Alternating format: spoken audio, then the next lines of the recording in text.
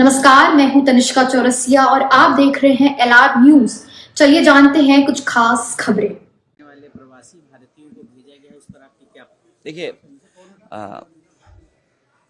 जो सपना दिखा रहे थे भारत देश को विश्व गुरु बनाने के, वो आज मौन क्यों हैं?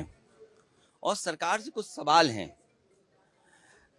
सवाल सिर्फ ये नहीं कि अमेरिका से हालात के मारे भारतीयों को दासों की तरह बेड़ियों में जकड़कर अमानवीय परिस्थितियों में भारत भेजा गया। सोचिए आप, क्या सपना दिखाया रहा कि भारत विश्व गुरु बनने जा रहा है, और जो विश्व गुरु बना रहे थे वो आज सब मौन हैं। हमारा विदेश मंत्रालय क्या कर रहा था और क्या कर रहा है आज? सवाल ये कि महिलाओं और बच्चों को जो अपमानजनक परिस्थितियों में बचाने के लिए सरकार के पास क्या कामकाज है?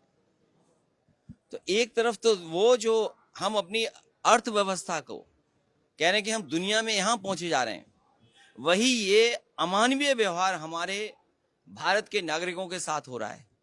वो कौन सी परिस्थितियां थीं जब भारत से छोड़ करके जाना पड़ा इन लोगों को?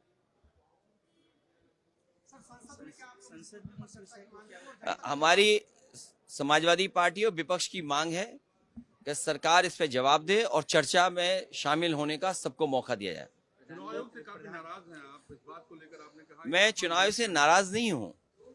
चुनाव आयोग को जो काम करना चाहिए, चुनाव आयोग वो काम नहीं कर रहा है। मेरे हाथ में वो सूची नहीं है अधिकारियों की। मैंने कई मौकों पर आपके साथियों के माध्यम से ये हमेशा कहने की कोशिश की कि मिल्कीपुर का चुनाव अलग परिस्थितियों में और विशेष चुनाव होने जा रहा है। हमारा लोकतांत्रिक देश है, हम सभी प्रेस के लोगों को बुलाना चाहते थे उस चुनाव को देखने के लिए।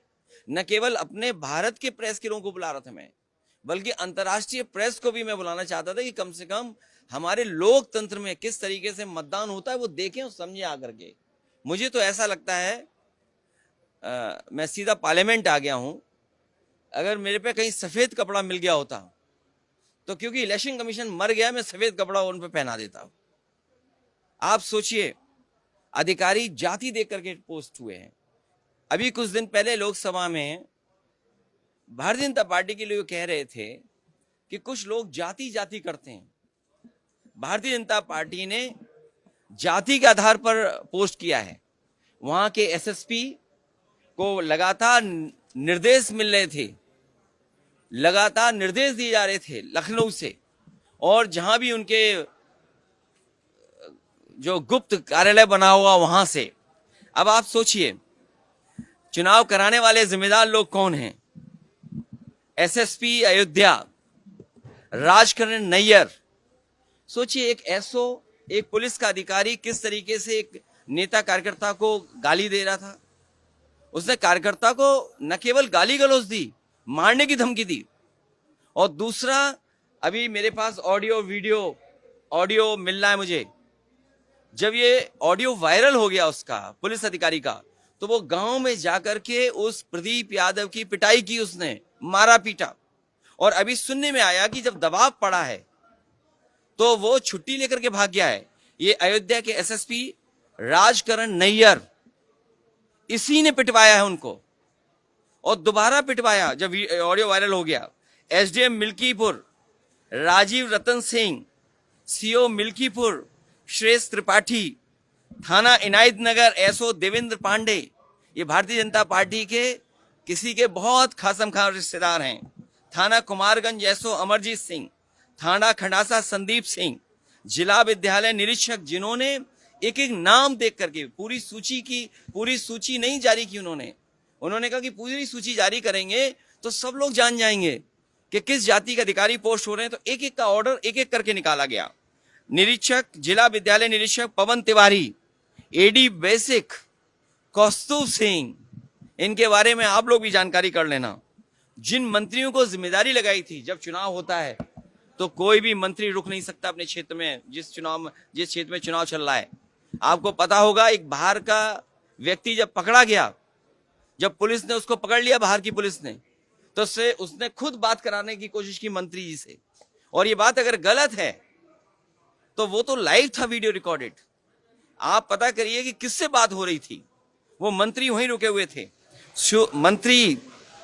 जो मंत्री थे वो भी छांट के लगाए हुए थे, तो मंत्री सब रुके रहे। तो ये चुनाव हुआ, इसीलिए मैं पूरी प्रेस को बुलाना चाहता था, पूरी प्रेस को, कि कम से कम इस लोकतंत्र में प्रेस देखे कि कैसा चुनाव हो रहा है। और समाजवादी पार्टी के ट्विटर हैंडल से 500 से ज्यादा शिकायतें हुई हैं, एक भी शिकायत पे कार्रवाई नहीं हुई।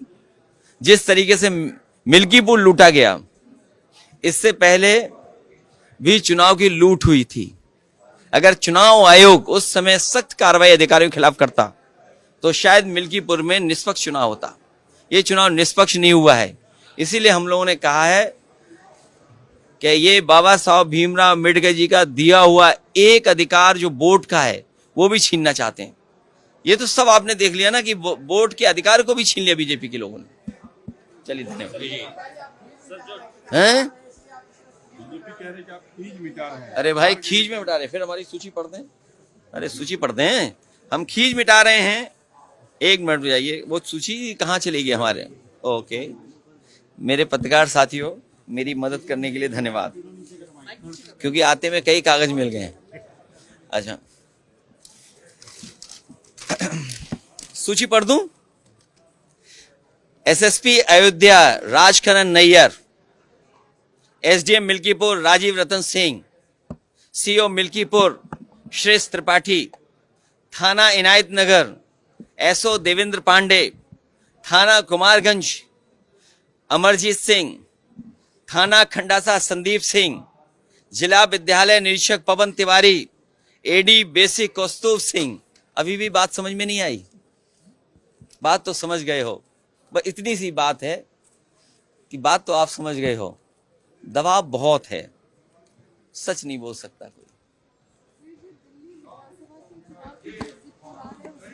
कभी हम एग्जिट पोल पे भरोसा नहीं करते हैं। इन कंपनियां जो एग्जिट करती हैं उनको पैसा कौन देता है?